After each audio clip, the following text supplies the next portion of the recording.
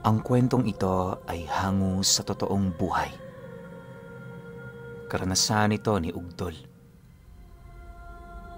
Taong 1968. Matuginaw, Samar.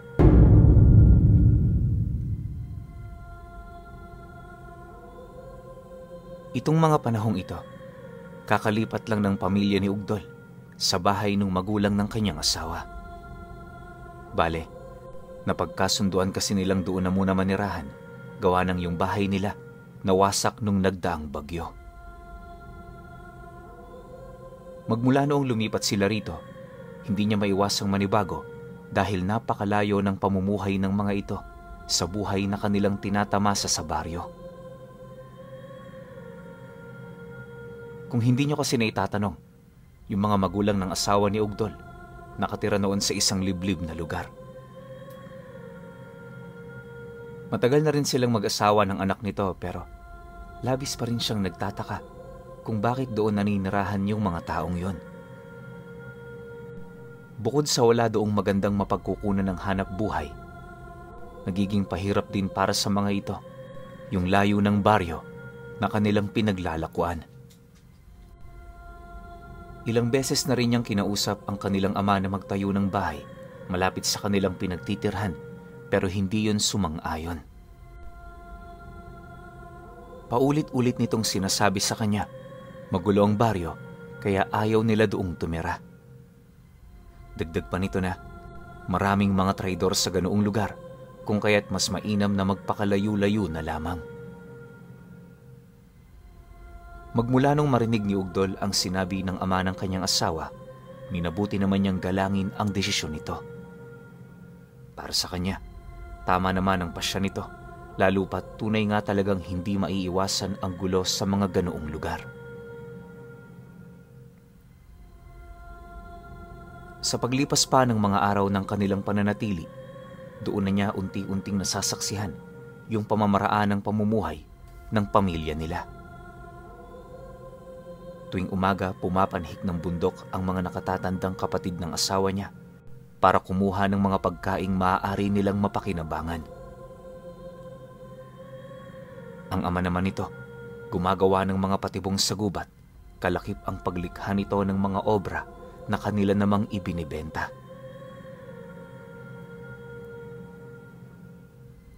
Kalimitan sa mga ginagawa nito ay mga upuan at higaang gawa sa kawayan. Yon ang pangunahing ibinibenta nila sa baryo na siya namang pinagkakaguluhan ng mga taga doon. Para naman makatulong, iginugugol naman niya ang kanyang oras sa pangunguha ng mga bungang kahoy di kalayuan sa bahay ng mga ito. Bago kasi pumayag ang pamilya ng kanyang asawa na manirahan sila doon, meron itong ilang kondisyon na ibinigay sa kanya. Una, hindi sila maaaring kumain ng mga imbak nitong pagkain. Kailangan din nilang magpagal para sila'y matuto. Ikalawa, wala silang papatayin sa mga alaga nito, kagaya ng mga manok at baboy dahil yon ay pinaparami nila. Ikatlo, huwag silang lalabas ng 10 oras, lalong-lalo na pag pumatak na ang 9:00 ng gabi hanggang 3:00 ng madaling araw. Bagaman mahirap yon para sa kanila, minabuti naman niyang tumayo sa kanyang sariling mga paa. Sa isip-isip niya, tama lang naman ang mga kondisyon ng ama nito, lalo na't meron na silang sariling pamilya.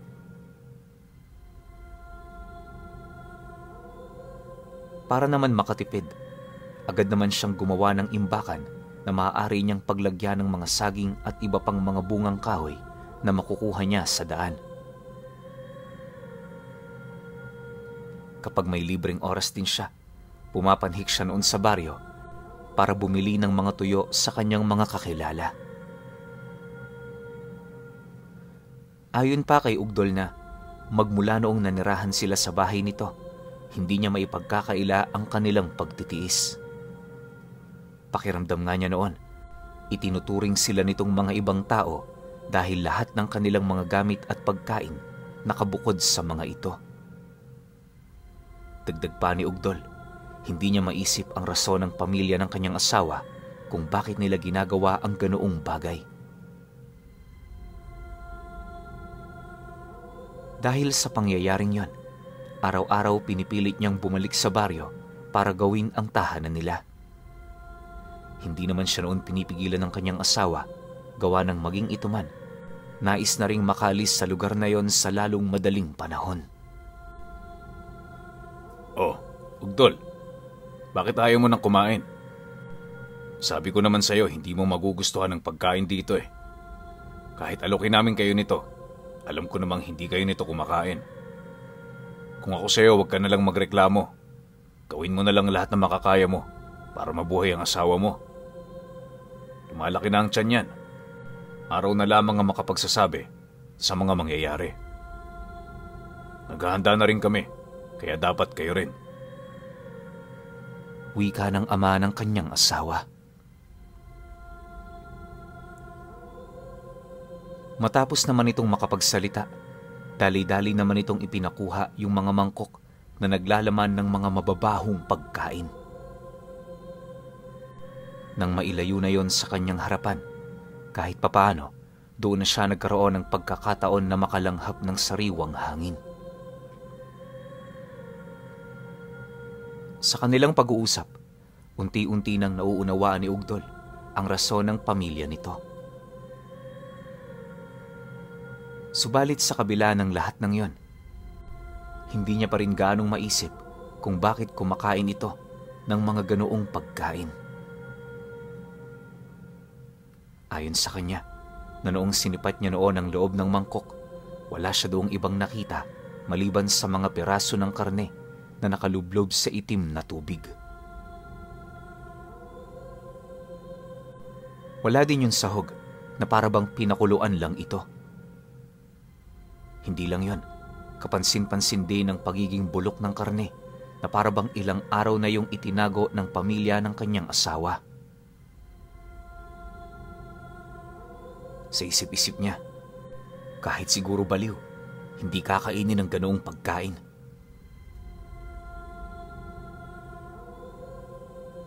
Sa pagpapatuloy naman ng kanilang pag-uusap, marami na siya noong napansing kakaiba. Isa na dito ay yung paggalaw ng kanilang mga mata at yung pagkilos ng mga katawan nila. Panaka-naka rin ang pag-angil ng ama ng kanyang asawa na para bang isa itong mabangis na hayop. Dahil sa pangyayaring yon, agad namang gumawa ng paraan itong si Ugdol para makalabas ng bahay. Bukod kasi sa mga kakaiba nitong ginagawa, hindi na rin niya magawang matiis yung napakabahong hininga nito.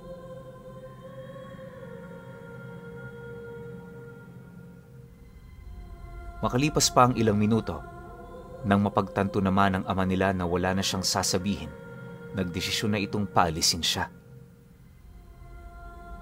Habang binabagtas nila noon ang daan papalabas, tahimik naman niyang pinakikinggan yung mga bagay na sinasabi nito sa kanya. Huwag ka sanang magkamali ng hinala. Pamilya namin kayo at hindi kami gagawa ng mga bagay na ikakasama ninyo. Sa ngayon, pagtiisan nyo na muna ang buhay dito. Magpakatatag ka, Ugdol, dahil ito pa lamang ang simula. Mas magiging matindi pa ang mga gagawin mo sa mga susunod na buwan. Paalala ng ama ng kanyang asawa. Pasensya na ho kayo Masyado lang ho akong nadala ng aking emosyon. Aminado ho ako sa aking pagkakamali. Sagot naman dito ni Ugdol. Matapos naman ang kanilang pag-uusap, agad naman siyang pumunta sa kanyang asawa para kausapin ito. Dahil na rin sa kanyang mga nalaman, wala na yung nagawa kundi ang umamin. Pagtatapat pa nito sa kanya, na kaya hindi sinabi ang ganoong bagay dahil sa natatakot siya na baka iwan siya nitong si Ugdol. Ayon pa rito, matagal na niyang kinikimkim ang sikretong yon, ngunit inaasahan niya ng darating ang panahon na malalaman nito ang katotohanan. Depensa pa ng kanyang asawa, Mabait ang kanyang mga magulang, kaya wala silang dapat na ipag-alala. Dagdag pa nito na, mas mainam din na sa bahay sila ng mga ito na nuluyan, gawa ng mapoproteksyonan sila nito sa anumang paraan. Nang marinig naman ni Ugdol ang sinabi nito, tuluyan na nga niyang nakumpirma ang kanyang haka-haka. Halos napakahirap para sa kanyang tanggapin ang ganoong bagay dahil sa loob ng ilang taon nilang pagsasama, inakala niyang nanggaling ito sa isang pangkaraniwang pamilya. Gayunpaman, sa kabila ng lahat ng iyon, alam niya sa kanyang sarili na hindi na siya maaaring umurong pa. Marami na rin silang napagdaanan na sumubok sa kanilang pagmamahalan.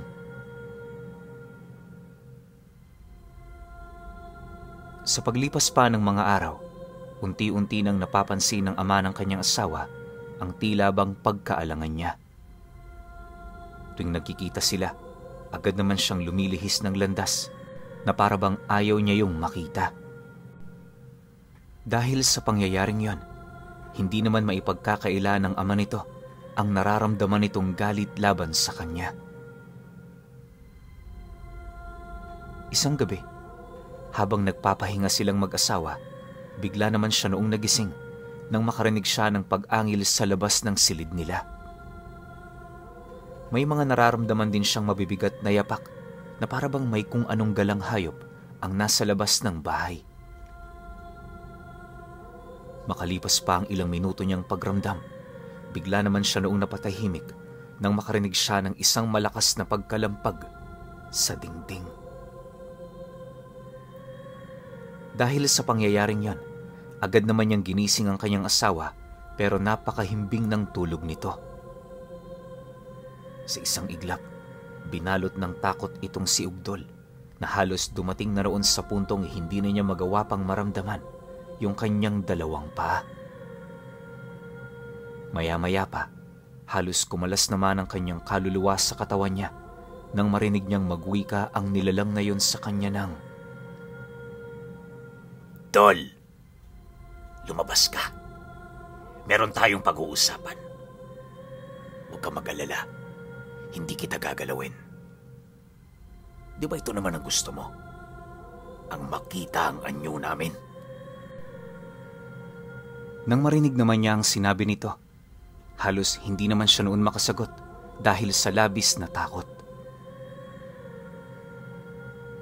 Kahit anong isip niya noong mapanganib ang mga nilalang na yon, hindi ito tinatanggap ng kanyang wisyo. Ganun talaga, Pinuno. Kapag ikaw na ang nasa sitwasyon, hindi mo na malalaman kung ano ang iyong gagawin. Bukod sa inuunahan ka ng takot, blanko na din ang iyong isipan para gumawa pa ng mga bagay na maaaring makapagligtas sa iyong buhay. Matapos namang makapag-uwi ka ng nilalang na yon, paulit-ulit pang kumarit ang matatalas nitong kuko habang binabanggit nito ang kanyang pangalan. Hindi naglaon, nang hindi na maatim ni Ugdol ang pangyayaring yon, naglakas loob na siyang lumabas ng silid. Ang buong akala niya kasi, kapag kinaharap niya ang nilalang na yon, hindi na nito idadamay pa ang kanyang asawa. Maya-maya pa, pagbukas naman niya ng entradang pintuan ng bahay nila, doon bumungad sa kanya ang kanyang asawa na nakaupo sa isang antigong silya. Nasa likurang bahagi rin nito ang kanyang mga anak na parabang naghihintayon sa mga bagay na kanilang mapag-uusapan. Sa kanyang pagmamasid, hindi naman niya maiwasang magtaka, gawa ng yung mga anyo nito parang kakaiba.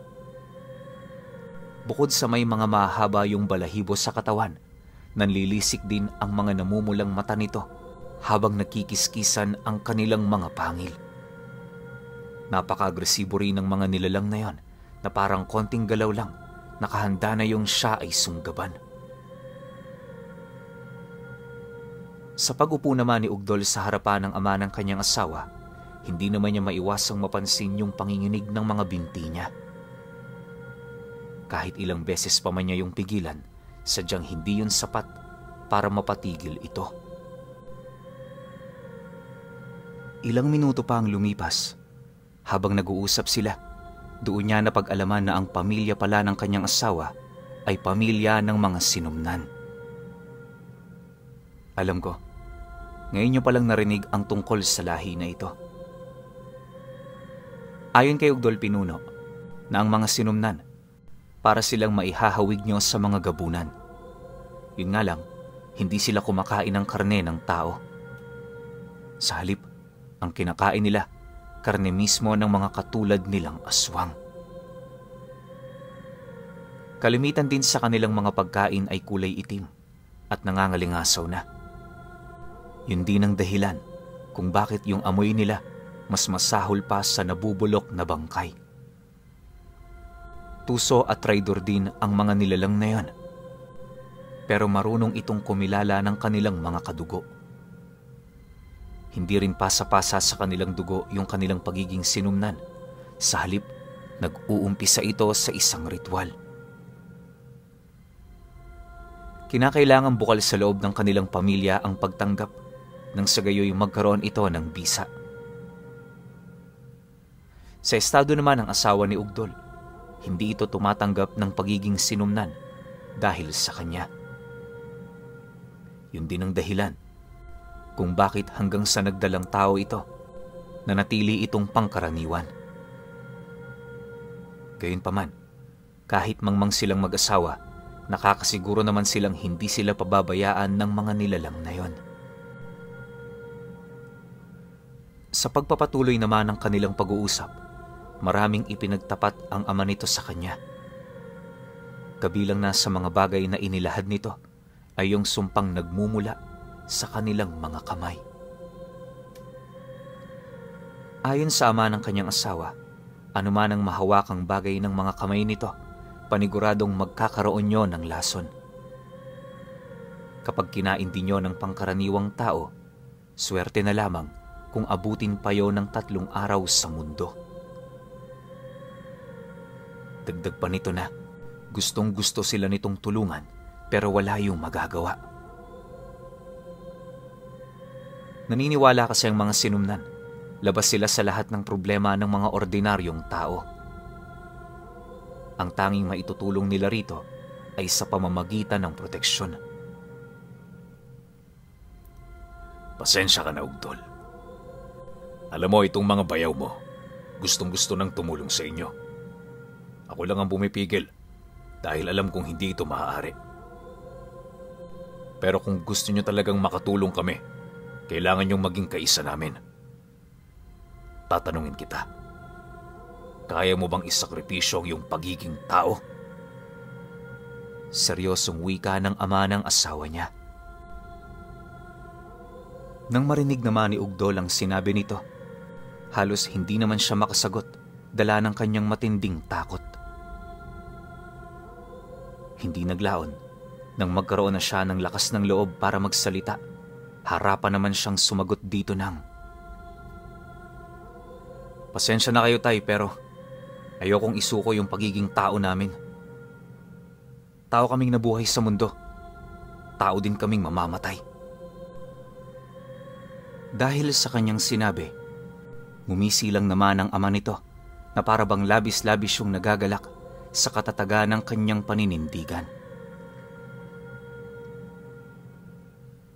Makalipas pa ang ilang minuto, nang wala na itong ipagtatapat sa kanya, bigla naman yung tumayo habang dahan-dahang nagpapalit anyo. Paglapit naman ito sa kinaroroonan niya, tumangulang naman yon at kasabay nito ang mabilis nitong paglalakad papasok ng bahay nila. Matapos ang mga pangyayari, minabuti na rin ni Ugdol na bumalik sa kanilang silid. Habang nakahiga siya, katabi ang asawa niya, mariin naman niyang pinag-isipan yung mga nangyari. Sa puntong yun kasi, medyo nangingibabaw pa rin sa kanya ang paniniwalang panaginip lang ang mga kaganapang kanyang nasaksihan. Mas pinipili niya kasing gano'n ang kanyang maisip sa takot na baka hindi na siya mabuhay pa sa mga susunod na araw. Magmula pagkabata kasi ni Ugdol, itinatak na ng kanyang mga magulang sa kanya kung gaano kadelikado ang pagkakaroon ng isang relasyon sa aswang.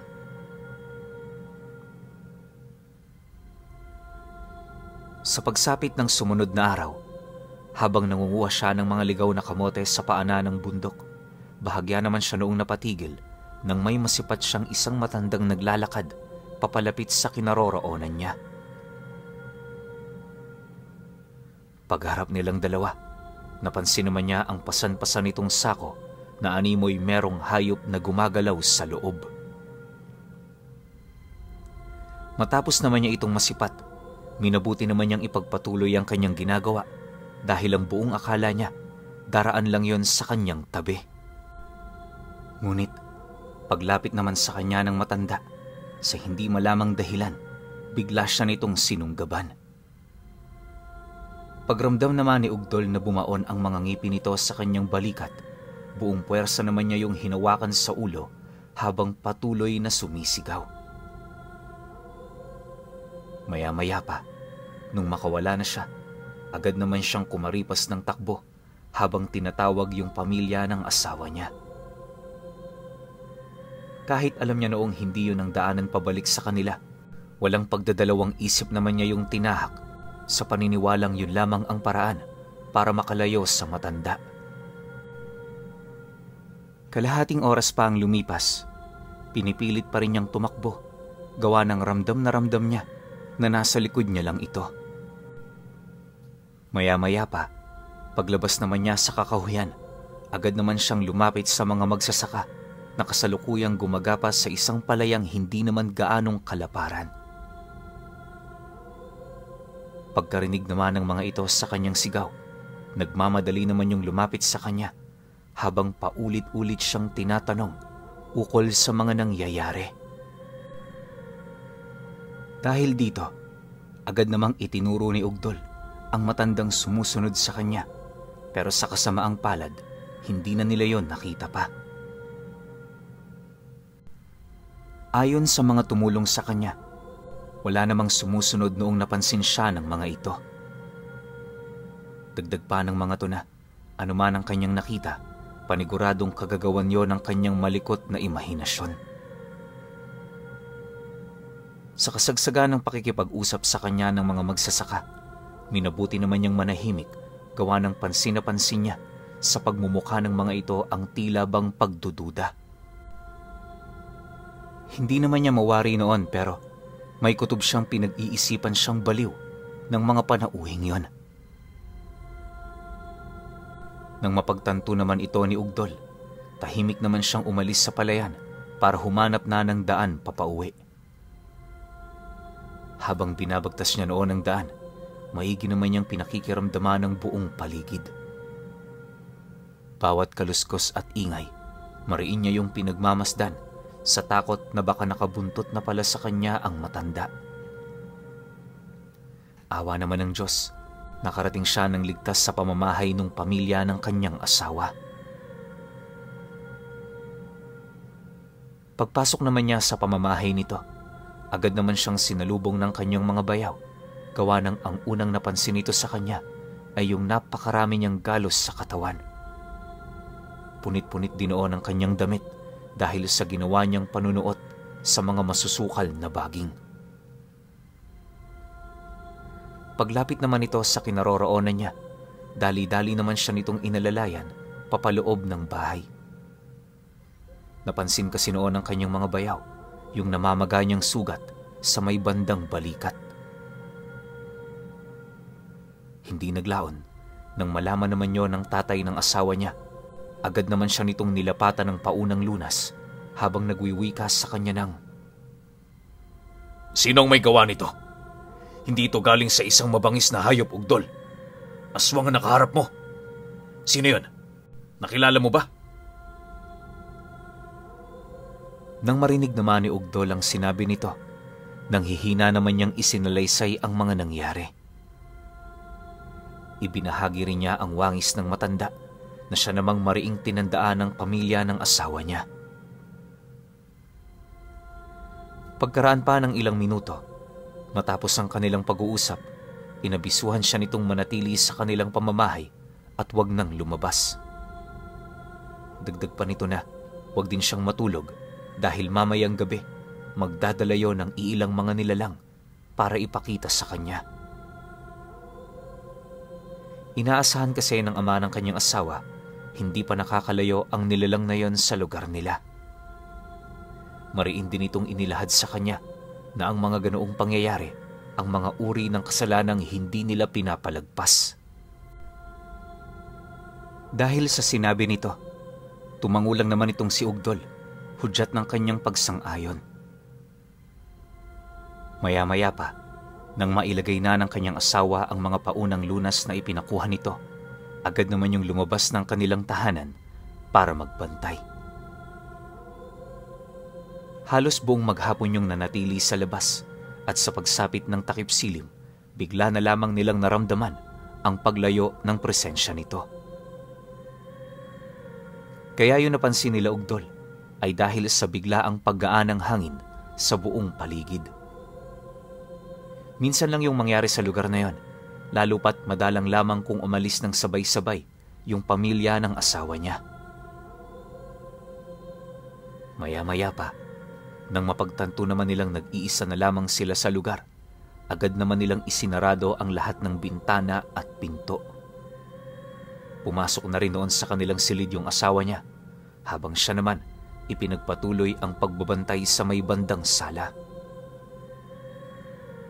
Panaka-naka rin ang ginagawa niyang pagsilip sa labas, nang sa gayoy magawa niyang makita yung pagdating ng mga kadugo nila. Ilang oras pa ang dumaan, wala pa ring bakas ng mga ito sa buong paligid. Magbabandang 9:00 na nun pero hindi pa rin yun nasisipat ni Ugdol. Siyempre, kahit alam niyang malalakas ang mga ito, hindi pa rin niya maiwasang mag-alala para sa kaligtasan ng mga taong itinuring na niyang pamilya. Sa pagtungtong naman ng 11:00 ng gabi, habang paidlip-idlip na siya noon sa upuan, bigla naman siyang nagising nang makaramdam siya ng napakabigat na pagsimoy ng hangin sa buong paligid.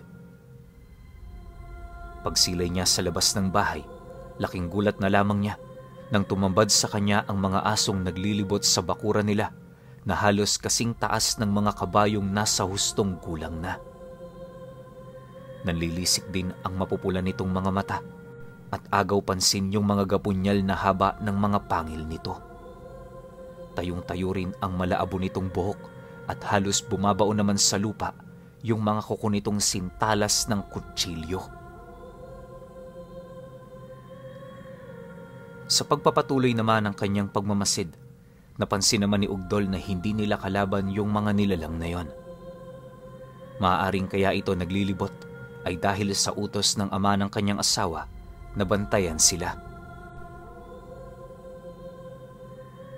Pagsapit naman ng hating gabi, doon na niya tuluyang nasipat ang apat na dahan-dahang naglalakad papalapit, hila-hila ang isang baging na pinagtalian ng 5 aswang. Sa estado ng mga biktima nito, dumanas siya ng matinding pahirap bago yun tuluyang maitali sa baging. Bukod kasi sa lasog-lasog na nitong mga galamay, halos hindi na rin yun makilala buhat sa halos mawasak na nitong pagmumuka. Sa pagdating naman ng mga ito sa bakuran ng kanilang tahanan, agad namang nagsipulasan ang mga dambuhalang aso at kasabay nito ang pagsigaw ng ama ng kanyang asawa sa kanya ng, "Dol, nandito na kami. Lumabas ka na dyan. Hanapin mo sa mga ito yung muntik nang pumatay sa'yo. Bilis, huwag ka nang matakot." Nang marinig naman niya ang sinabi nito, siyempre, manginig-nginig naman siya doong sumunod. Ni katiting na pagtutol wala siyang naramdaman. Sa takot na baka kapag nagalit yun sa kanya, siya na ang isunod nitong kitila ng buhay. Maya-maya pa, nang makalabas na siya ng pinto, bumungad naman sa kanya ang mga normal nitong anyo.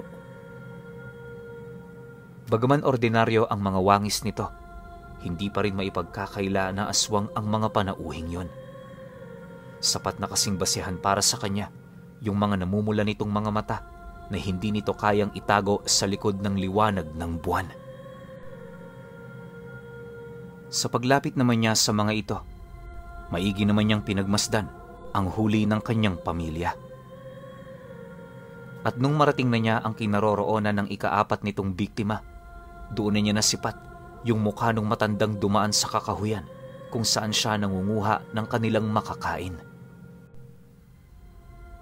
Pagturo naman niya rito, agad namang pinutol ng kanyang mga bayaw yung binti at braso ng nilalang na yon para madali nila itong makalagan. Matapos nila itong gawin, pinatihaya nila ito sa puwet ng kawa para tanungin. Habang nasa kasagsagan sila ng pagtatanong sa matanda, wala naman yung naisagot sa kanila kundi ang pag-iyak. Makalipas pa ang ilang minuto, nang hindi na yun maatim ng ama ng kanyang asawa, walang pagdadalawang isip naman niya yung binalata ng buhay. Sinunog niya rin ng sulo ang pagmumukha nito habang nagwiwika sa matandang yun ng, "Hindi mo ba napansin yung amoy namin sa kanya? Demonyo ka. Malas mo lang. Mas demonyo ang kalaban mo." Nang marinig naman ng matanda ang sinabi nito, nag-aangil naman yung sumagot doon ng, "Desperado na ako nun. Gutom na ako.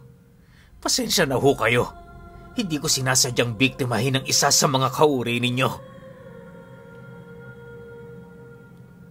Dahil sa sinabi nito, mas lalo naman yung ikinagalit ng mga bayaw niya. Imbis na bigyan pa nila yon ng pagkakataon, walang awa naman nila yung binalata ng buhay habang dahan-dahang ginugutay-gutay ang katawan nito hanggang sa tuluyan na yung bawian ng buhay. Dala na rin ng galit ng ama ng asawa niya lahat ng mga aswang na nahuli nito noong mismong gabi. Kinatay at ibinilad nila ng buhay. Matapos ang mga pangyayaring yon, halos ilang oras ding narinig ni Ugdol ang sigaw at paghingi ng tulong ng mga ito.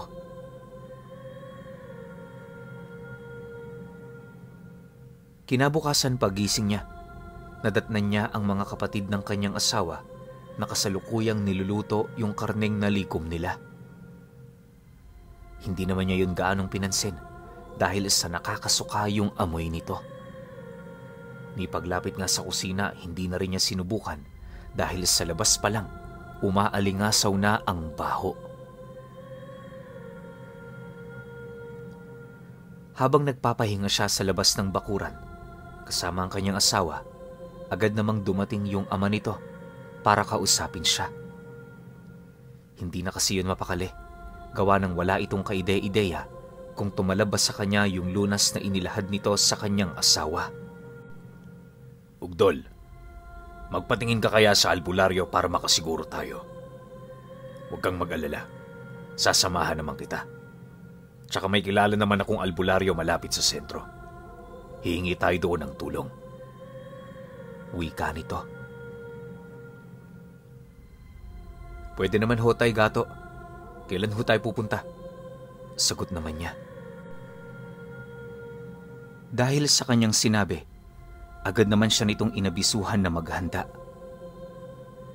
Sa estado kasi ng kanyang sugat, malakas ang kutob ng ama ng asawa niya na hindi pa yon tuluyang magaling.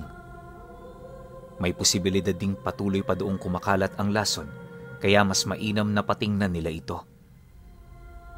Nang marinig naman yon ni Ugdol, dali-dali naman siyang nagpalit ng damit para naman kahit papaano, presentable siyang tingnan. Makalipas pa ang ilang minuto, pag-alis naman nila sa kanilang tahanan, agad naman nilang tinahak ang daan patungo sa sentro. Kahit pansin niyang medyo nag-aalangan itong si Tay Gato, hindi niya may pagkakaila ang kagustuhan nitong tulungan siya. Sa pagdating naman nila noon sa baryo, direkta naman nilang tinahak ang daan patungo sa bahay ng manggagamot upang matingnan na siya nito. Sa pagdating naman nila sa pamamahay ng matanda, bumungad naman yun sa kanilang abalang-abala sa pagtatanim ng mga halamang gamot. Maya-maya pa, pagsilay naman ito sa ama ng kanyang asawa, bahagya naman yung natigilan na parabang hindi nito inaakala ang pagbisita nito sa lugar niya. Hindi naglaon, nang medyo nahimasmasan na ito, nagmamadali naman yung lumapit sa kanila para magtanong. Nang marinig naman ni Taygato ang sinabi ng albularyo, hindi na ito nagdalawang isip na patingnan siya. Dahil sa kanyang sinabi, agad namang lumapit ang albularyo kay Ugdol para tingnan ang kanyang kalagayan. Pagsilay naman ito sa balikat niyang may kagat ng aswang, ito na rin mismo ang nagkumpirma ukol sa lason na pinaghihinalaan nila. Base sa salaysay ng albularyo, mapanganib ang lason na yon, lalo na kung hindi ito maaagapan. Pagtatapat pa nito na, marami na sa kanilang kababaryo noon ang nabiktima ng ganoong sakit, kaya na may alam na nito kung ano ang lunas para rito. Ipinagmalaki rin ng albularyo na marami na siyang napagaling mula sa ganoong karamdaman. Matapos naman nilang makapag-usap, agad naman itong inilabas ang iba't ibang uri ng lunas na ibinabad nito sa langis.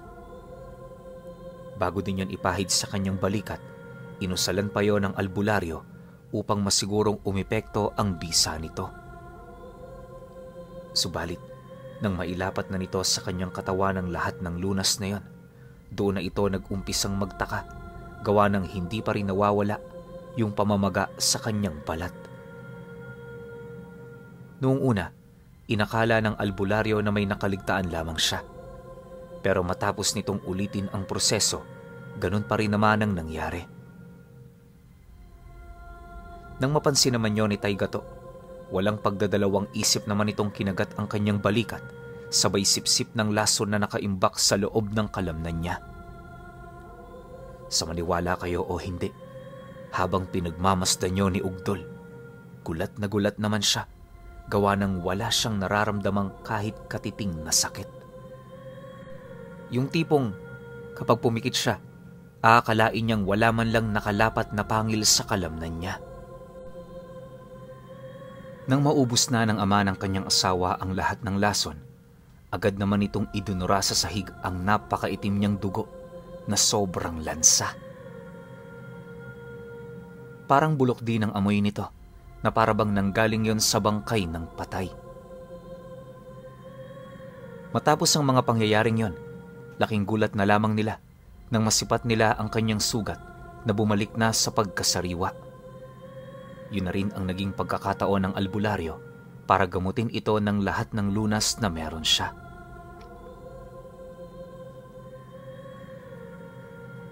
Isang oras pa noon ang lumipas, tuluyan na ngang nawala ang pamamaga sa kanyang balikat. Hindi na rin siya nakakaramdam ng pagkahilo, ganun din yung mga biglaang pamamanhid na kanyang nararamdaman noong nasa katawan niya pa ang lason. Hindi naglaon, nang mapagtanto naman niyang normal na ang kalagayan niya, abot langit naman ang kanyang pasasalamat sa albularyo at sa ama ng kanyang asawa. Maya-maya pa, nang tapos na ang kanilang pakay sa matanda, agad naman silang nagpaalam para umuwi. Subalit, nang akmang aalis na sila sa bahay nito, bigla naman silang pinigilan ng albularyo na parabang meron yung nais sabihin. Dahil sa ginawa nito, agad naman yung tinitigan ni Taygato habang nagwiwika doon ng, "Oh, anong kailangan mo? Huwag mong sabihin kukuha ka ng limos sa amin." "Sa susunod na lang, kapag ipinanganak na yung apo ko." Dahil sa sinabi nito, agad namang sumingit ang albularyo, gawa ng aminado itong hindi yon ang kanyang pakay. Sa paglapit naman ito kay Taygato, seryoso naman yung sumagot dito ng, "Hindi limos ang kailangan ko, Manoy Gato. Meron din sana akong importanteng pakay sa inyo. Sana matulungan nyo kami, kagaya ng pagtulong ko sa inyo. 2 buwan na ang nakakaraan. Merong nambibiktima dito tuwing gabi. Bata, matanda, wala yung pili. Basta kapag naaktuhan ka nito sa labas, paniguradong hindi yun magdadalawang isip na patayin ka. Sinubukan na namin yung hanapin, pero wala kaming naging daan para matunto nito. Maraming beses na rin akong naglakas loob na pumanhik sa bahay ninyo, ngunit hindi ko makayanan yung presensya ng pamilya mong nagsasama-sama. Salamat naman sa Diyos, dahil ikaw na rin ang nagpasyang makipagkita sa akin. Dagdag pa ng albularyo na nasa humigit 7 katao na ang nabibiktima ng nilalang na yon. Kaya namay, hindi na nila ito kayang palagpasin pa. Naniniwala din ito na tanging si Tay Gato lamang ang may kakayahan matunto ng mga nilalang na gumagambala sa lugar nila. Sa pagpapatuloy naman ng kanilang pag-uusap, alang-alang kay Ugdol, napilitan na din yung sumang-ayon. Hindi kasi maaaring makatanggi itong si Tay Gato, lalo na't meron siyang utang na loob sa albularyo. Makalipas pa ang ilang minuto, nang wala na silang mapag-usapan pa, ipinangako naman itong babalik yun sa paglalim ng gabi. Mariin din itong inabisuhan ng albularyo na pagsabihan ng kanyang mga nasasakupan na kung maaari, wag nang manatili sa labas, nang sa gayoy hindi na yon madamay pa. Pagkalahad naman ni Tay Gato sa mga katagang yon, agad naman silang umalis sa pamamahay nito. Nang makabalik na sila sa kanilang tahanan, agad naman itong inabisuhan ng kanyang mga anak na maghanda. Buong araw din kasi sila noong gumawa ng preparasyon hanggang sa sumapit na ang takip silim. Bago pa man tumungtong ang 7:00, minabuti naman ng mga ito na magpaalam na sa kanila. Ganun pa rin naman ang nangyari. Pagaan ng presensya sa buong paligid, agad namang binalot ang kanilang tahanan ng mga asong hindi nila mabilang. Ayon kay Ugdol, nasa bangis ng pagmumukha ng mga nilalang na yon, ultimo demonyo hindi maglalakas ng loob na lumapit sa kanilang lugar. Makalipas pa ang ilang minutong pagmamasid, laking gulat na lamang niya nang may hinabol ang mga asong yon. Sa isang iglap, bigla naman niyang narinig ang pag-atungal ng isang nilalang di kalayuan sa kanilang tahanan. Kahit hindi niya yun nakita, alam niyang hindi yun hayop dahil pilit pa yung humihingi ng tulong sa kanila bago yun tumahimik. Sa puntong yun, inaasahan na ni Ugdol na napatay na ng mga bantay nila ang nilalang. Bagaman hangad niya yung tulungan, alam niya sa kanyang sarili na imposible ito buhat sa dami ng bantay sa kanilang pamamahay. Maya-maya pa, sa pagbalik naman ng katahimikan sa buong paligid, doon na niya nasilayan ang iilan sa mga dambuhalang aso na punong-puno ng dugo, ang mga bunganga. Dahil sa kanyang mga nakita, siya na mismo ang nagkumpirma na kinain nga ng mga nilalang na yon ang narinig niyang sumigaw kanina. Ilang oras pa ang dumaan, halos hindi pa rin siya noon makatulog dahil sa paghihintay sa pamilya ng kanyang asawa. Habang wala pa ito, tahimik naman siyang nakikiramdam sa buong paligid. Kahit kasi napakatahimik na noon sa kanilang lugar, meron siyang nararamdamang kakaibang presensya na parabang nagmamasid sa kanila. Malayo rin sa bahay nila yung mga nilalang na yon, pero ramdam ni Ugdol na sila ang pakay ng mga ito. Maaaring ang minamanmana ng mga nilalang na yon ay yung asawa niyang nagdadalang tao.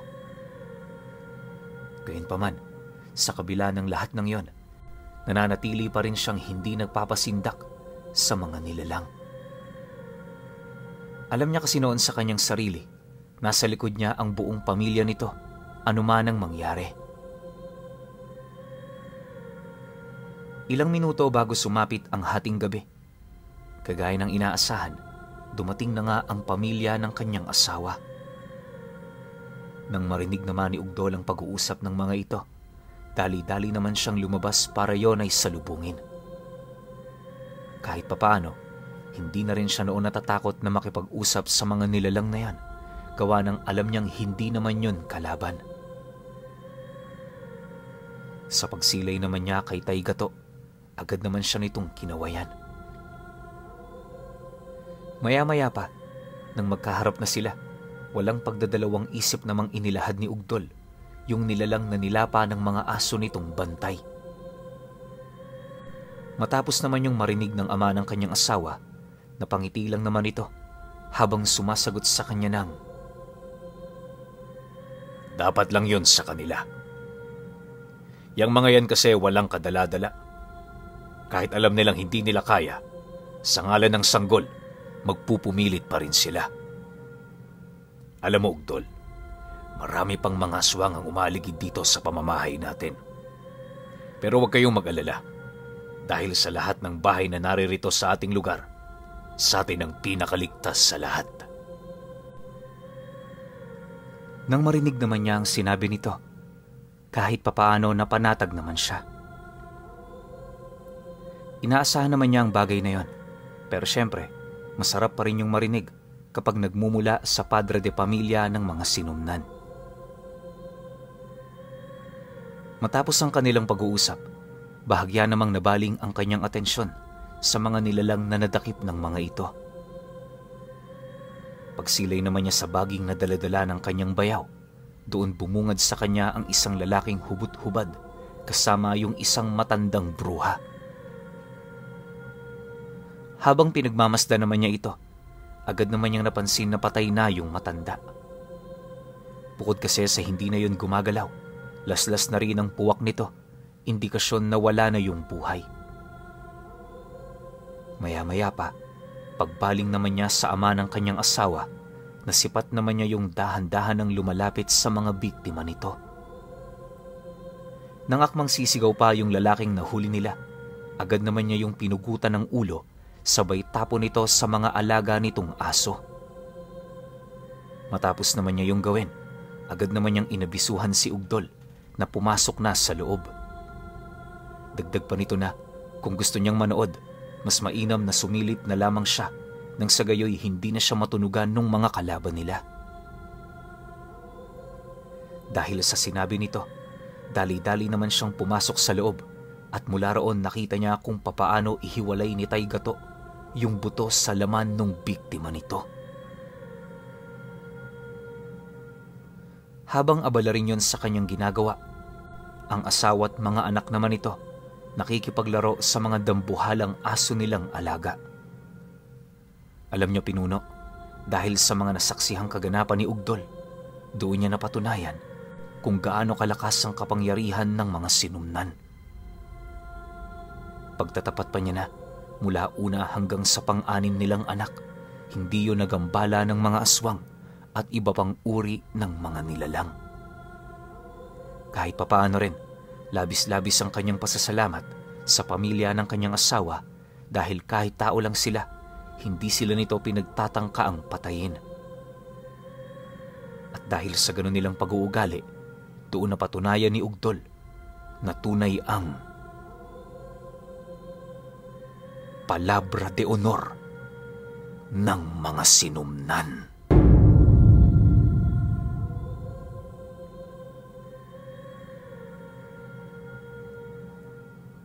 Okay, opinion ko sa kwento. Ngayon ko lang narinig tong mga sinumnan, no? Pero, base sa kanilang karakter, alam ko meron na tayong nalapag na ganitong klase ng uri ng nilalang. Well, hindi pinangalanan kung anong uri ng nilalang yung aswang na yon. Pero kagaya ng mga sinumnan, kumakain din sila ng karne ng aswang. Kasi alam ko yung title nung nilapag ko rito aswang na kumakain ng aswang, something like that. Pero hindi binanggit na lahing sinumnan. 'Di ba? So itong lahi ng mga sinumnan, hindi sila napapasa sa dugo, bertud, namamana, o kung ano man. Ginagawa ng mga sinumnan yung pagpapasa ng pagiging aswang sa isang ritual. Sobrang bangis nun. Ang kaso nga lang, pangit lang dito kasi nga, hindi nila binanggit kung paano yung proseso ng pagsasali ng isang ordinaryong tao para maging isang sinumnan eh. 'Di ba? So, pag ikaw pinanganak ka sa pamilya ng mga sinumnan, hindi ka obligado na maging sinumnan din. Meron kang choice. Pwedeng umalis ka doon o pwedeng saluhin mo yung pagiging sinumnan. Kasi hindi ka obligahin ng mga magulang mo na, anak, manahin mo tong bertud para magpatuloy yung lahi natin. Hindi siya ganun. Kasi pansinin nyo si Ugdol, ordinaryong tao, inaalok ng tatay ng asawa niya na maging sinumnan. Pero syempre, dahil may pride si Ugdol ng pagiging isang tao, ayaw niya rin siguro maging aswang o gawin yung mga ginagawa ng mga sinumnan, kaya hindi siya pumayag. Though mahal na mahal niya yung asawa niya, 'di ba? Pero ibang usapan na kasi pag yung magpapa-convert ka, 'di ba? Ordinaryong tao ka tapos magiging aswang ka. Parang ewan ko, maski ako hindi ako papayag eh. Tsaka hindi naman nila sinabi rin kung ano yung sobrang espesyal na katangian ng sinumnan. Siguro hindi na lang rin binanggit sa kwento, parang medyo konting privacy kahit papaano kasi nga kinuwento na nila kung ano yung lahi nila tas ibibigay pa lahat ng info. 'Di ba? Pero para sa akin, overall, napakaganda ng kwento na 'to. Pagpapakita ng pagpoprotekta ng isang pamilya sa minamahal nila sa buhay. Na kahit anong mangyari, poprotektahan nila yung taong yon kahit magkanda mataya na. Which is ugali talaga nating mga Pilipino. 'Di ba? Pero kayo, kung may opinion kayo sa kwentong ito, comment nyo lang sa baba. Yun lang. Hanggang sa susunod na kwento. Salamat.